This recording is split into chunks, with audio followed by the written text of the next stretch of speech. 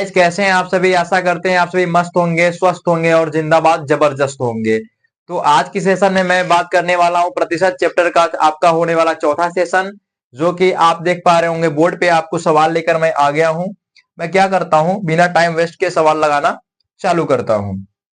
पहला सवाल आपका क्या बोर्ड पे है। राम और श्याम एक परीक्षा में सम्मिलित हुए। राम ने श्याम से 24 अंक ज्यादा प्राप्त किए और राम के अंक दोनों के अंकों के योग का 65% रहा हो, तो राम और श्याम के द्वारा प्राप्त अंक क्या है। इसने कहा राम और श्याम, कोई परीक्षा है, उसमें राम और श्याम दो विद्यार्थी हैं, लेकिन इसने कहा राम जो है ना भैया, श्याम से 24 अंक ज्यादा पाता है। राम श्याम से 24 अंक ज्यादा पाता है। तो मैं सवाल बनाता हूं, आप समझिएगा थोड़ा सा। दो विद्यार्थी हैं, पहला राम है और दूसरा क्या है, श्याम है। पहला राम है और दूसरा क्या है, श्याम है। उसने कहा कि राम ने श्याम से 24 अंक ज्यादा प्राप्त किया। राम ने श्याम से 24 अंक ज्यादा प्राप्त किया। किससे प्राप्त किया, श्याम से ज्यादा। अगर श्याम एक्स रहा होगा तो क्या उसने 24 अगर इससे ज्यादा प्राप्त करेगा तो क्या x प्लस 24 प्राप्त करेगा क्या। तो आप कहोगे हाँ सर।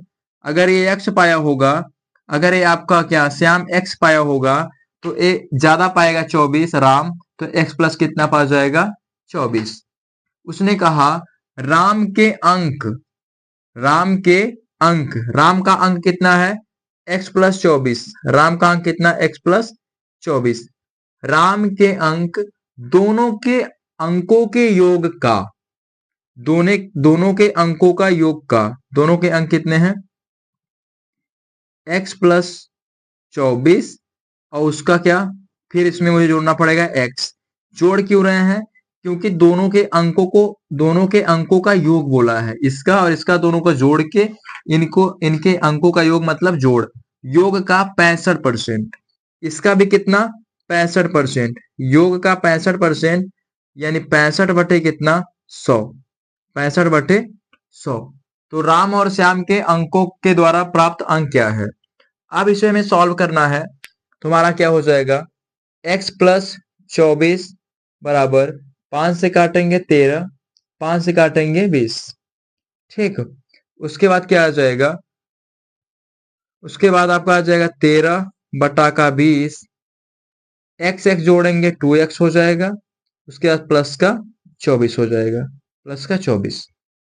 अब देखिए यहां पर क्या होगा, क्रॉस मल्टीप्लाई, 20 का मल्टीप्लाई इधर होगा और जो 13 का मल्टीप्लाई अंदर हो जाएगा। तो मैं 20 का मल्टीप्लाई जब इधर करूंगा तो 20 का गुणा x में होगा तो क्या होगा 20x, और प्लस का 20 का गुणा 24 में होगा तो 24 दूना 48 यानी 480 बराबर 13 दूना कितना होगा 26x प्लस 13 चौका 52 और 13 दूना 26 और 5 कितना होगा 31। ठीक, अब x वालों को हम एक तरफ ले जाएंगे और बाकी नंबर को मैं एक तरफ करूंगा। तो 26x अपने पास रहा, 20x उधर गया माइनस का 20x बराबर, उसके बाद आपके का क्या हो जाएगा 480 अपने पास रहा, 312 इधर आया तो माइनस का 312।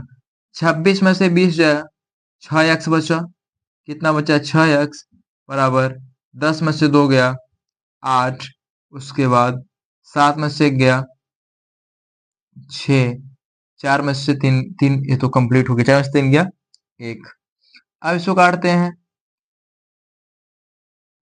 अब इसको काटेंगे अपन, कितना कटेगा 6 दूना 12 और 6 अट्ठे 48, यानी x का मान कितना आ गया मेरे पास, x का मान आ गया मेरे पास 28। मेरे पास x का मान आ गया 28, यानी क्या, अब मैंने इसका कितना माना था x माना था, यानी श्याम का कितना आ गया 28 आ गया, और राम का मैंने कितना माना था x प्लस 24, यानी x प्लस 24। 28 जब इसका आ गया तो क्या इसका 28 और प्लस का 24 आएगा क्या, 28 प्लस 24 कितना हो जाएगा आपका 52 हो जाएगा, 52 हो जाएगा।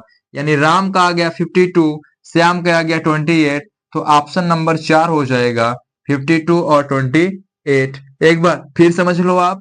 उसने कहा कि श्याम से 24 अंक अधिक पाता है, तो श्याम x पाया और राम x प्लस 24 पाया। उसके बाद आगे का लैंग्वेज है कि राम के अंक कौन x प्लस 24, दोनों के अंकों का योग का 65% रहा। दोनों के अंकों का योग यानी राम और श्याम का दोनों को जोड़ के कितना रहा हो, 65%। तो मैंने क्या किया, इनको जोड़ने के बाद देखे, जोड़ने के बाद 65% किया, तो x प्लस 24 बराबर 13/20 इंटू 2x प्लस 24। इसको सॉल्व किया तो कितना है x का मान 28, यानी श्याम अगर 28 पाया तो 24 अंक ज्यादा ये पाया तो कितना पाया 52। तो 52 और 28 आपका राइट आंसर है। देखिए इसको बोर्ड थोड़ा सा पढ़िए, उसके बाद मैं फिर से आपको बताने का आगे आपको बताना चाहता हूं। श्याम ने अपने वेतन का 40% दान कर दिया तथा शेष वेतन का 10% बैंक में जमा कर दिया। यदि अब उसके पास 10,800 है तो उसका वेतन क्या है। अब ये सवाल को बनाते हैं। उसने कहा कि श्याम ने अपने वेतन का 40% दान कर दिया। अगर हम कहें कि जो श्याम है उसके पास टोटल वेतन कितना था सर, तो आप मान लो उसके पास टोटल वेतन कितना था, 100% था। अगर 100% का 40% उसने दान कर दिया, अगर 100% का 40% उसने दान कर दिया, तो क्या कहोगे सर कि 40% उसने दान कर दिया, तो मैं 40% इसका निकालूंगा 100 का, तो कितना आएगा 40 ही आएगा। अगर 100 में 40 उसने दान कर दिया, तो क्या उसके पास अभी जो बचा वेतन 60 बचा क्या। अभी उसके पास जो बचा वेतन है, अगर बचा वेतन मैं बोलूं तो जो शेष वेतन है उसके पास, शेष वेतन जो उसके पास है वो कितना बचा है, अभी 60 बचा है। उसने कहा तथा शेष वेतन का 10% बैंक में जमा कर दिया। यानी 60 का शेष वेतन मेरे पास कितना आया, 60 आया। 60 का वो 10% बैंक में जमा करता है। अगर मैं 60 का 10% निकालूं तो 1 जीरो से 1 जीरो, यहां से 1 जीरो, एक 2 जीरो, 2 जीरो से 2 जीरो कैंसिल, 6 एक कम 6। यानी उसने अगर 6 रुपया बैंक में जमा कर दिया तो यानी कितना बचा, 60 का और 6 रुपया जमा करता है, यानी अब उसके पास 54 रुपया बचा। क्या अब उसके पास कितना बचा, 54 रुपया। और वो क्या बोल रहा है कि बैंक में जमा कर दिया। यदि अब उसके पास 10,800 है, मैं देख रहा हूं उसके पास 54 है और ये कह रहा है 10,800 है, तो मैं 10,800 54 के बराबर लिखूंगा। 54 एक कम कितना 54 होगा, उसके बाद 54 दूना 108 होगा और पीछे का 2 जीरो लगा लेंगे, यानी एक का मान 200 आ जाएगा।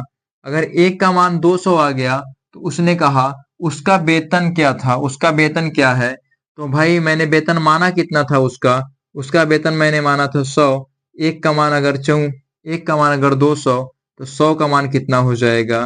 तो आप कहोगे सर 100 गुणे 200, तो इसका आंसर कितना आ जाएगा सर, आंसर इसका 20,000 रुपए आ जाएगा। यानी उसका जो वेतन था वो कितना था, 20,000 था। उसका वेतन कितना था, 20,000। एक बार फिर समझो, श्याम ने अपने वेतन का 40% दान कर दिया, यानी उसका वेतन टोटल 100 था, तो उसने 40 अगर दान कर दिया तो अब उसके पास बचा कितना 60। और फिर का शेष वेतन का 60 जो बचा शेष वेतन है, उसने कहा शेष वेतन का 10% बैंक में जमा कर दिया। यानी 60 का अगर मैं 10% बैंक में जमा कर दिया, 10% निकालूंगा 6 अगर बैंक में जमा कर दिया तो 60 माइनस 6 कितना हो गया, 60 माइनस 6 उसके पास बचा कितना 54 बचा। और 54 का मान हमको दिया कि अब उसके पास 10,800 बचा, तो 54 का मान 10,800, तो एक का मान 200 और उसका वेतन निकालने के लिए बोला, तो 100 गुणे 200 यानी 2,000 उसका प्रारंभिक आय था। ऑप्शन नंबर आपका हो जाएगा 20,000 यानी 4। क्या है मेरे प्यारे दोस्त, एक लेखक एक पुस्तक के छपे मूल्य पर 7% रॉयल्टी पाता है। उस पुस्तक की 4200 प्रतियां छापी गई तथा प्रत्येक पुस्तक का मूल्य 130 निर्धारित किया गया। लेखक को रॉयल्टी के रूप में धन क्या प्राप्त होगा। सबसे पहले उसने क्या कहा कि कोई पुस्तक है जिसका उसने प्राइस निर्धारित किया कि एक पुस्तक का जो कीमत है 130 रुपया है। एक पुस्तक का कीमत कितना, 130 रुपया है।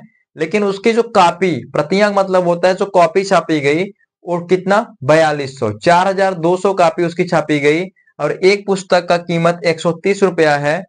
तो सबसे पहले आप निकाल लो कि अगर एक पुस्तक का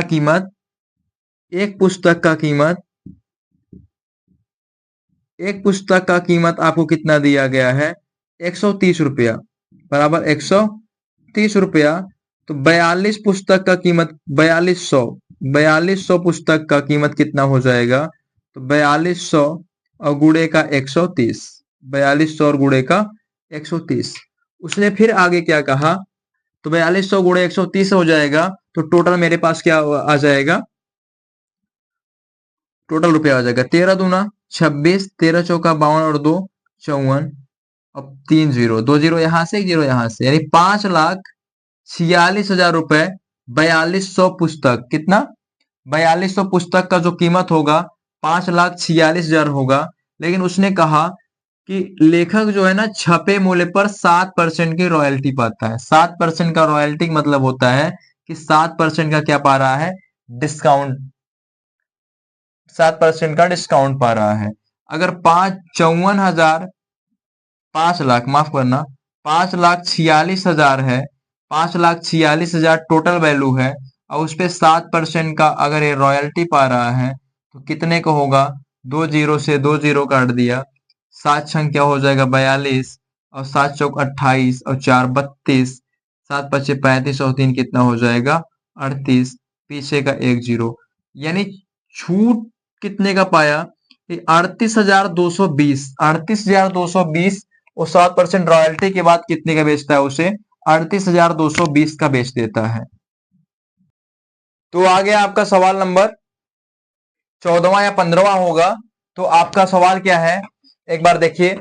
यदि 24 कैरेट सोना 100% शुद्ध सोना है, 24 कैरेट सोना 100% शुद्ध सोना है, तो 21 कैरेट सोने के शुद्ध सोना का प्रतिशत क्या है। इजी सवाल है, टेंशन नहीं लेना भैया। क्या बोला, यदि 24 कैरेट सोना जो है ना शुद्ध पर 100% है, तो 21 कैरेट सोने के शुद्ध सोने का प्रतिशत क्या है।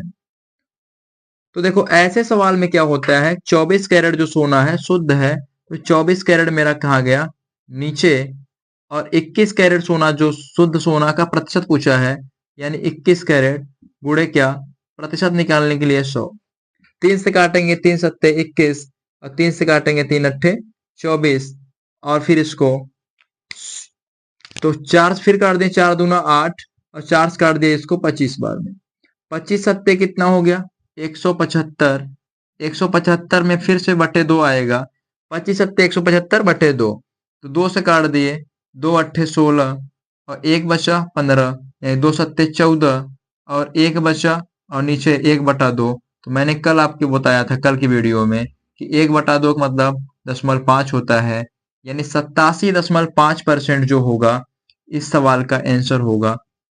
बाकी एक बार फिर समझो मेरी बात। मैंने क्या कहा, मैंने ये कहा मैंने ये कहा कि यदि 24 कैरेट सोना 100% शुद्ध सोना है, तो 21 कैरेट सोने के शुद्ध सोने का प्रतिशत क्या है। तो 24 कैरेट जो शुद्ध सोना है ना, यानी कि 100%, ये है हमारा हो गया नीचे। 21% सोने का शुद्धतम रूप चाहिए, तो मुझे 21 को रखना होगा ऊपर, और प्रतिशत निकालने के लिए 100 का गुणा करना होगा। तो क्या 3 से काट दिया 8 बार में 24 को, 3 से काट दिया 7 बार में 21 को, और 4 से काट दिया 8 को 2 बार, और इस 100 को काट दिया 4 से 25 बार। 25 सत्ते 175 बटे का 2, 175 को 2 से भाग दिया तो 87.5% आया, जो आपकी ऑप्शन में दूसरा ऑप्शन है। बाकी तरफ सवाल क्या है बेटा, पढ़ना एक बार। रोहित अपने वेतन का 30% बचाता है। जब उसके खर्चे 30% बढ़ जाते हैं, तो वह रुपए 1215 हर महीने बचाता है। उसकी मासिक आय क्या है। देखने में तो बहुत छोटा है, लेकिन समझने में थोड़ा सा क्या है, भारी है। रोहित अपने वेतन का 30% बचाता है। जब उसके खर्चे 30% बढ़ जाते हैं, तो वह 1215 हर महीने बचाता है। उसकी मासिक आय क्या है। मैंने कहा रोहित अपने वेतन का 30% बचाता है। सबसे पहले आप क्या लिख लो, वेतन मतलब रोहित की आय लिख लो, रोहित की आय। आय है तो खर्च होगा, और खर्च उसके बाद क्या, बचत। आय, खर्च, बचत। रोहित अपने वेतन का 30% बचाता है। अगर मैं रोहित की आय 100 मानता हूं, कितना मानता हूं, 100 मानता हूं, और 100 का अगर वह 30% बचाता है, 100 का अगर वह 30% बचाता है, 30% मतलब 30/100, यानी कितना बचाता है, 30। अगर 100 का वह 30 बचाता है तो खर्च कितना किया होगा, 70 किया होगा क्या। फिर से एक बार समझो, अगर मैंने उसका आय 100 मान लिया, और 100 का अगर वह 30% का बचत करता है, 100 का 30% 30 होगा। अगर 30 की बचत करता है, 100 उसकी आय थी, 30 की बचत करता है, तो 70 उसका खर्चा रहा होगा। खर्च और बचत को जोड़ने पे ही क्या होता है, आय आता है। उसका खर्चा कितना रहा होगा, 70 का। आगे उसने कहा कि जब खर्चे में 30%, जब खर्चा उसका 30% बढ़ जाता है, उसका खर्चा कितना बढ़ रहा है, 30%, यानी 70 खर्च है उसका, अब 30% बढ़ रहा है। 70 पे अगर 30% बढ़ेगा तो 70 का 130%। देखो मैं क्या बोल रहा हूं, मैं 130 बोला, तुम्हें समझ नहीं आएगा। मैंने कहा 70 उसका खर्चा है, 30% बढ़ रहा है। कोई भी चीज अपने आप में कितना होती है, 100% होती है। 100 पे अगर 30 बढ़ रहा है तो 130 होगा। 130 परसेंटेज हटाएंगे तो बटे में 100 जाएगा। जीरो से जीरो कैंसिल, इस जीरो से इस जीरो कैंसिल, 13 सत्ते 91। अब उसका खर्चा कितना हो गया, 91 हो गया। अब उसका खर्चा कितना हो गया, 91 हो गया। ठीक, बाकी उसका खर्चा 91 हो गया, और ये आपका आय, आय अगर उसने कुछ नहीं बोला तो आय उसका 100 ही रहा होगा, और खर्चा 91 हो गया। कमाता 100 रुपए है, खर्च 91 किया, तो क्या अब कितना बचाया, 9 की बचत किया। अब कितने का बचत किया, 9 का। और उसने कहा 1215 का हर महीने बचत करता है। मैं देख रहा हूं 9 का बचत करता है, और वो कह रहा है कि 1215 का बचत करता है। तो 9 का मान 1215 है दिया है, 9 का मान 1215 दिया है। तो 9 एक कम 9, 5 एक 6, 6 2 8 एक 9, 9 से कट जाएगा। 9 एक कम 9 हो जाएगा, यहाँ से बचा 3, 31, 9 तिरिक 27, 4 बचा 45 बना, 9 बचे 45, यानी एक का मान कितना दिया, 45। तो अब उसकी मासिक आय पूछी है, हमने मासिक आय उसका कितना माना था, 100 माना था। अगर एक का मान 135 आ गया तो हमने मासिक आय 100 माना था, यानी 135 गुणे कितना करना होगा, 100, यानी आंसर कितना आ जाएगा, 13,500। यानी उसकी मासिक आय थी कितनी, तो आप कह दोगे सर उसकी मासिक आय कितनी थी, 13,500। ऑप्शन नंबर ए था। फिर से एक बार मेरी बात समझना, मैंने कहा कि वह अपने